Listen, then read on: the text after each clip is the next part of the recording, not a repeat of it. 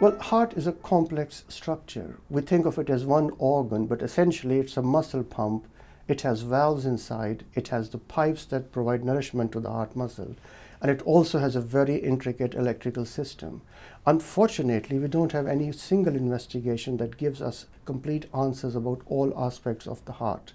We therefore have different investigations that look at specific aspects of heart. And that's why we have a wide variety of different investigations, and we pick and choose each investigation based on patients' symptoms and the clinical scenarios. This is sound-based examination of the heart. We introduce through the machine sound waves which are then reflected and construct a picture of the heart. Because it is sound-based, it's completely harmless and non-invasive. It exposes you to no radiation. To begin with, we used to have echocardiogram in one plane, and then over the last 20 years we've been using two-dimensional echocardiogram. More recently, over the last few years, there has been an enormous new development of a three-dimensional echocardiography. Well, palpitations is a very, very common symptom, and essentially this is due to either extra heartbeats in the rhythm of the heart, or it is due to some kind of electrical short circuiting. Now, essentially, we need to pick up the arrhythmia, as we call it, and the foremost investigation is going to be a simple 12-lead ECG, which is simply a snapshot of the electrical activity of the heart at that particular moment. But as you can appreciate, patient may not develop palpitations at that time, and therefore we have to have a mechanism where we can capture the heartbeat over a prolonged period of time. And that's why we have the ability now to record your heartbeat for 24 hours, or to record it for 3, 5, or 30 days. And in case of patients who have symptoms very, very occasional, we can implant little small devices under the skin for up to a year, and they keep recording the heartbeat.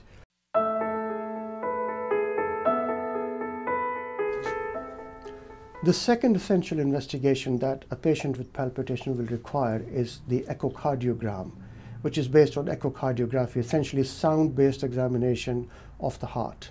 Now, this is essential because this simple investigation that takes 10 minutes and is completely non-invasive will give us complete information about the size of heart chambers, the function of the heart, the state of the heart valves, and several other aspects of pressures within the heart.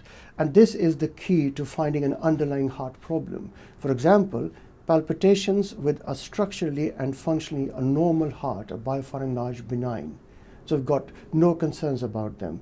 But if the palpitations are due to underlying heart disease, then we need to pick it up and treat that first.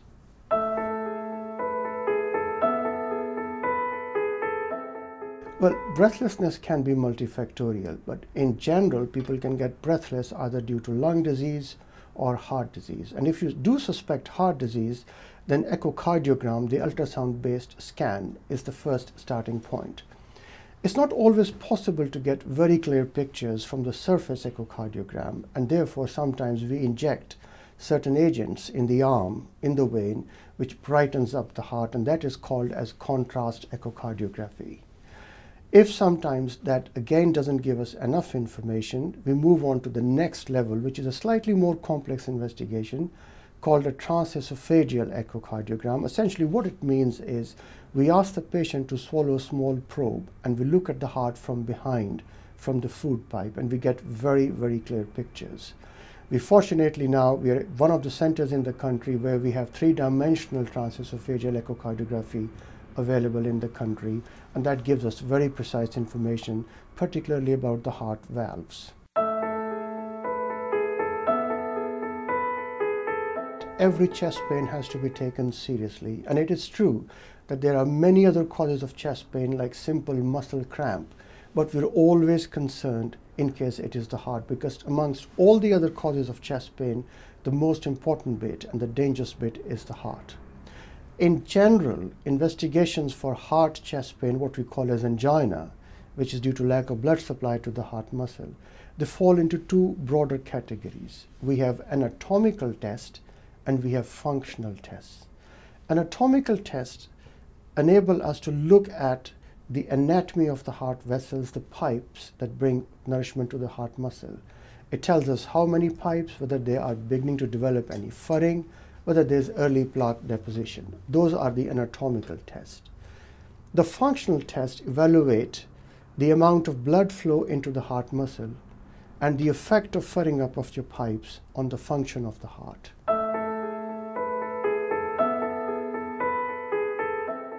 If you suspect angina, you need to look at the pipes of the heart to see if they are either beginning to develop any furring or they have any blockages.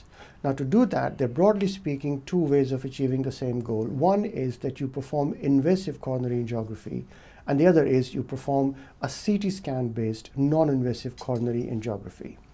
I'm not going to touch upon the invasive angiography because that will be covered. The non-invasive angiography essentially requires injection of a dye in the arm, and you go through a CT scanner, and it is completely non-invasive because we do not interfere with the body in any way. I think it's essential to understand the fundamental differences between the two techniques.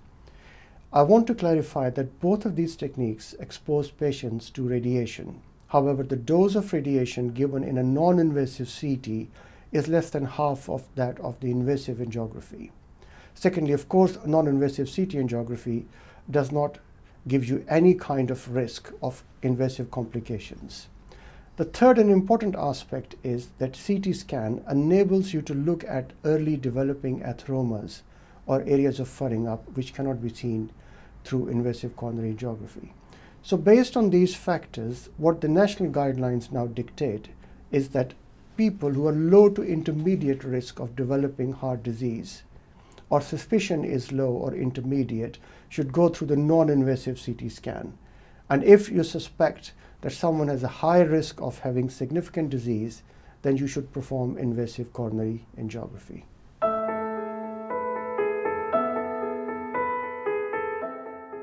Functional tests for angina are indeed very important because they determine what is the final effect of furring up in the heart vessels.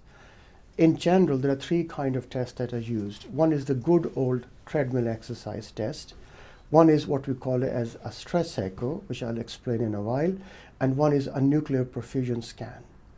The good old treadmill has a sensitivity of about 67%, 70% at most. However, the other two modalities, which is the stress echo and myocardial perfusion scan, have a sensitivity of over 90%. And it is for this reason now that most of the national and international guidelines recommend not using the treadmill test, and instead using stress echoes or nuclear perfusion scan.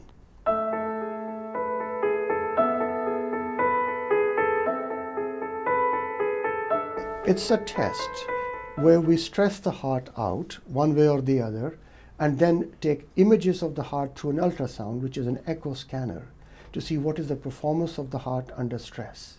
Essentially, we can either exercise the patient on a cycle, which is the bicycle exercise echo, or we can inject a medicine in the arm through a small cannula in the arm, and that stimulates the heart. Now, the injection in the arm enables us to perform the test in those people who are not able to walk or cycle. For example, people with arthritis or other reasons for not being able to exercise. And when we inject and we stimulate the heart, we keep taking pictures through the ultrasound scan and look at the performance of the heart.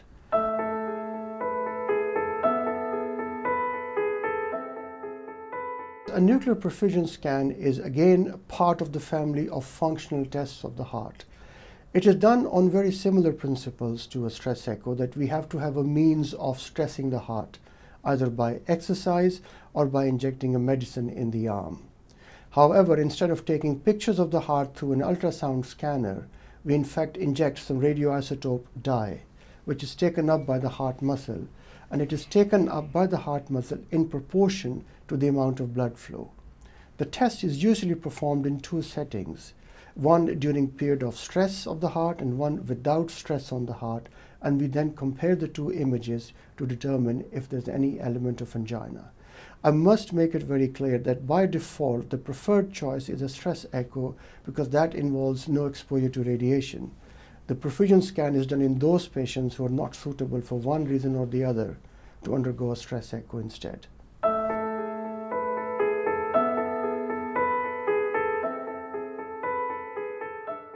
Well, heart surgery is a major operation, and therefore we want to take every care that all aspects of your management are properly looked after. We want to make sure that the patient is suitable for surgery. We want to make sure the patient is fully prepared for surgery, and we want to minimize any complications that can occur during surgery. Therefore, your treating physician or surgeon would definitely require a battery of blood tests which will check that your liver and kidney functions are, for example, normal. We need to assess the function of the heart. We need to get the anatomy of the heart vessels, and therefore you would require an echocardiogram, and you will either require a CT-based non-invasive angiogram or an invasive coronary angiogram.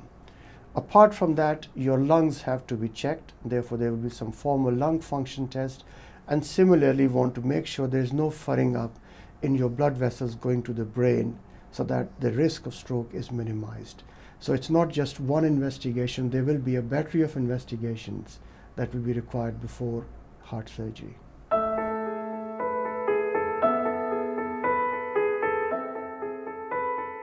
Well, it depends upon the type of heart surgery, but in general, every patient will require an ultrasound echocardiogram of the heart.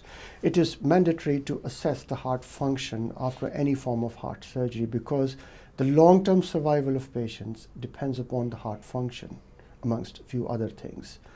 The rest of investigations will depend upon the symptoms if patient complains of any.